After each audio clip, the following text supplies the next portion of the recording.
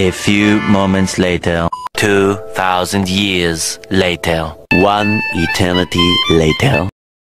Good evening mga kadula. Nagla-live sana ako sa sa YT.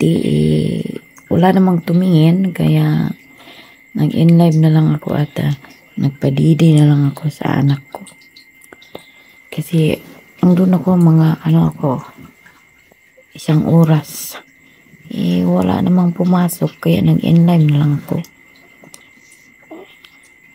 Kasi wala namang papasok. Tulog na siguro kayo na.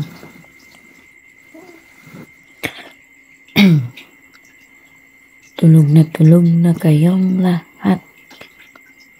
Ako gising pa. Nagpadidi pa lang ako ng bata. Ayan. Padidi pa ako ng anak ko. Hindi pa natutulog si Kadula.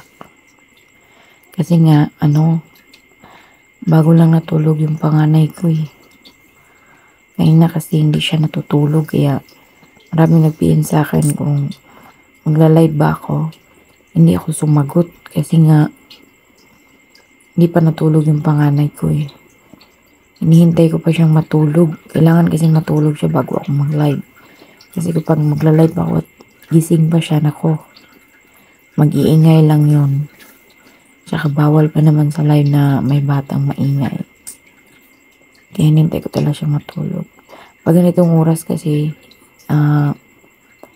matutulog na siya. Pero nakadepende din yun. Minsan kasi di siya matutulog na ganitong oras. Aabot siya ng 1:00 bago siya matulog.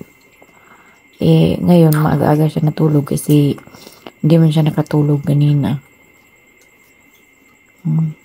Kaninang tanghali tsaka hapon di man siya natulog. Nanood lang siya ng ng movie kaya ayun. Tulog na tulog.